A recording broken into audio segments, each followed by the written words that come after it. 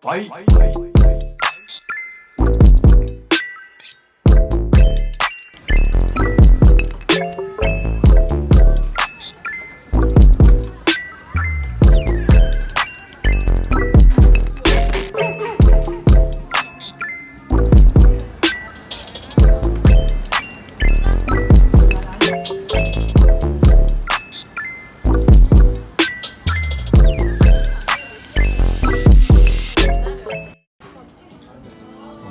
이곳은 서울 종로에 있는 도내문 박물관 마을 모습입니다. 특징이라면 서울 거리 한복판에 있는 것이 특징이라고 볼 수 있고요. 입장료도 없이 한국의 과거 전통 모습들을 엿볼 수 있다는 것이 큰 장점 중 하나입니다.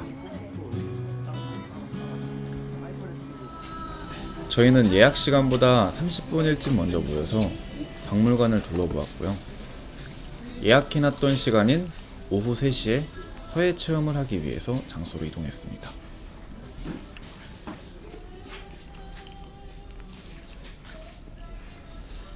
그런데 문제가 생겼습니다.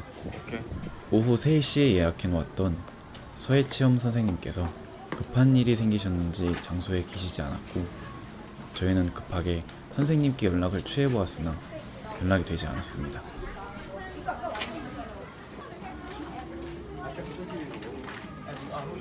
네. 연락이 지금 안 돼가지고 좀 급한 일이 지금 있으신 건지 전화가 안 돼가지고 저희가 이게 저희 직원들이 있는 게 아니라 이 선생님들이 입점에 있고 약간 자율적으로 운영되는 거라서 저희가 좀 연락을 못 받았거든요. 혹시 다른 아무래도 수업 서예 말고 체험은 어려울 것 할만한 같아서 하시고 싶으면 혹시 다음으로 있으세요? 체험할 예정인 그 닭종이 만들기 체험을 수업을 가서 기다리기로 다르게 했습니다. 만드는 수 있는 한번 알아봐 드릴게요. 무작정 1시간을 기다리기에는 너무 무의미한 것 같아서 저희는 도내문 박물관 마을을 좀 더 살펴보기로 했는데요.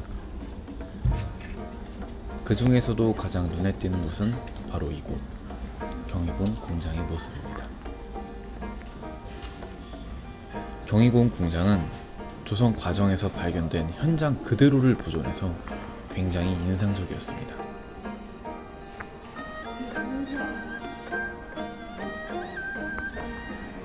또한 바닥을 투명한 유리로 만들어서 현장 모습 그대로를 간접적으로나마 느껴볼 수 있었습니다.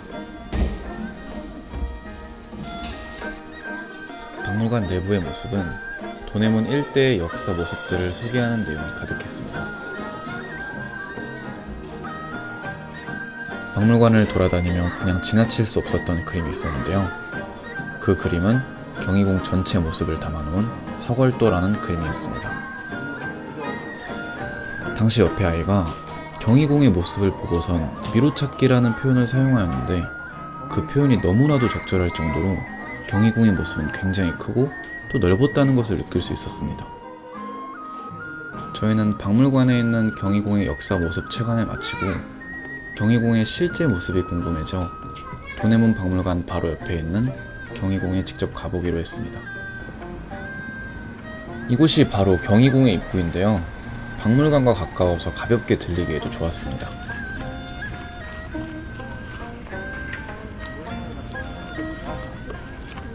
다행히도 이날 날씨가 굉장히 좋아서 관람하는데 큰 차질이 없었습니다. 궁궐 내부가 확실히 넓기도 하였지만 개인적으로 신기했던 것은 서울 도시 한복판 속에 이런 궁궐이 자리 잡아 있는 모습이 굉장히 신기하게 다가왔습니다.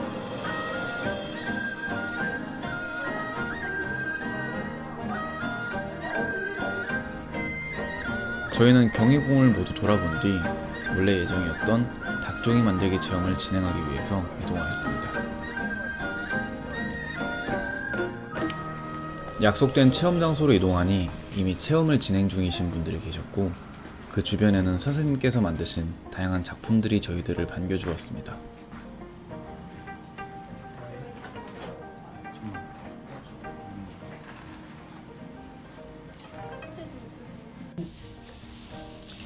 체험관에 들어가니 선생님께서는 각자 좋아하는 종이색을 물어보신 뒤 종이를 나눠주셨습니다. 종이를 모두에게 나눠주시고 나서는 선생님은 체험 활동을 시작하기 전에 한지가 무엇인지, 어떻게 쓰이는지를 차근차근 설명해 주셨습니다. 자, 우리가 닭종이 인형을 만들러 왔는데 닭종이 인형을 왜 못 만드는 이유가 저런 인형 하나 작은 거 있잖아요. 저거 하나 만드는데 석 달이 걸려요. 처음 만드는 사람. 왜 그러냐면은 요만큼씩 뜯어 붙여가지고 7겹 내지 8겹 붙이면은 2, 3일 말려야 돼요. 안 그러면 썩어버려요. 지금 여러분들 전부 다 중에서 제일 진한 종이를 한번 꺼내보세요. 이거를 그냥 이렇게 결대를 쑥쭉 찢어보세요.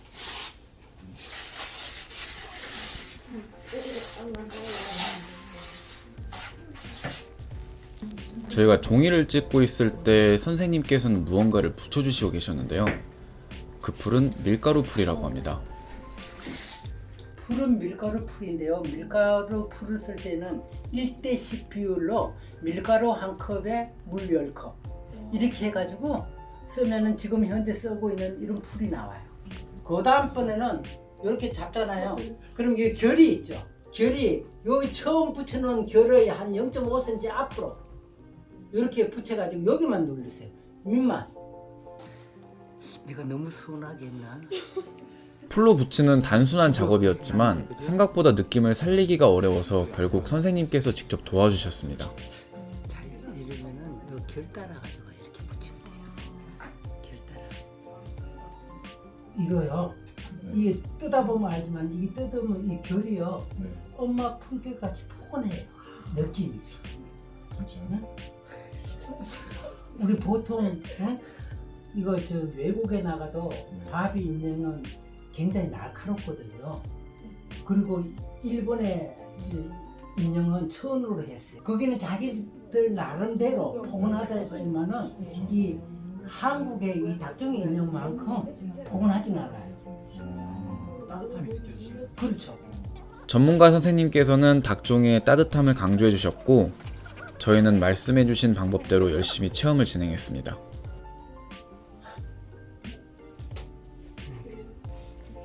그리고 선생님께서 말씀해 주신 방법대로 저희는 각자 개성을 살려 작품을 만들어 보았습니다. 이걸 어떻게 살리느냐. 나보고 숙제를 내도 보통 숙제를 내는 게 아니야. 어떻게 제일 문제인가요? 이 작품은 괜찮지 않나요? 다 재밌어요. 그러고서는 선생님은 저희가 만든 작품들을 한 땀 한 땀 수작업으로 완성 단계까지 이끌어 주셨습니다. 선생님께서 이 일을 하실 때 보람 같은 걸 가장 느끼실 때가 언제인지 혹시 여쭤봐도 괜찮을까요? 이래 해가 나가잖아요. 네. 처음에 들어올 때는 인상이 이렇게 기분이 아주 좋거든요. 이런 게 있잖아요. 네. 사람을 따라가지고. 그렇죠. 네. 근데 이제 나갈 때는 그게 딱 피해져가지고 어머 너무 예쁘다 이럴 때 그럴 때 보람을 느끼는 거죠. 그럼 매일같이 보람 느끼시겠네요. 그렇죠. 그리고 내가 또 이렇게 좋아하는 걸 하니까 네. 그게 보람이고 뭐 돈을 떠나가지고 네. 이렇게 젊은 사람들하고 어울릴 수 있다는 거 그렇죠. 이런 거가 얼마나 좋아요. 느낀 점을 그대로 옮겨야 되지. 다른 사람이 이해할 그래야 다른 사람이 와가지고 이렇게 부스부스 감정을 내가 느껴야만이 표현을 할 수 있어요. 근데 예수는 아직까지 접근을 못하겠어. 예수의 마음을 그냥 죽는다는 거. 그거 하고는 또 우리 일반적인 생각이 틀리잖아요. 뭐 성경 말대로 전보다 너네들의 죄를 내가 짊어지고 간다는 거. 그러면 그게 내가 느껴야 되지. 예수가 느낀 거 가지고 그렇죠. 나하고는 틀리잖아. 직접적인 그게 지금 딜레마에 빠져 있고. 닭종이라는 하나의 작품 속에서 감정에 대한 표현, 움직임 자세 하나하나가 중요하다는 사실을 알려주셨고 선생님께서는 현재 그 표현하는 방법에 대해서 어려움을 느끼고 계시다는 것을 말씀해 주셨습니다. 저희를 가르쳐 주신 전문가 박창우 선생님은 현재 일본과 유럽에서 주목받고 있는 닭종이 공예계의 별같은 분이십니다. 이런 분과 같은 자리를 함께 있었다는 것도 의미 있는 시간이었지만 닭종이 공예를 배워갈 수 있었다는 것 또한 굉장히 뜻깊은 시간이었습니다. 비록 짧은 시간이었지만 선생님을 통해서 닭종이라는 예술작품이 생각보다 깊은 감정을 지니고 있다는 사실을 느껴볼 수 있었고 닭종이가 타국의 흔한 인형과는 다르게 어머니의 따뜻한 품격이 느껴진다라고 말씀해 주시는 것을 보면 닭종이 공예에 대한 애착이 얼마나 강하신지도 느껴볼 수 있었던 시간이었던 것 같습니다.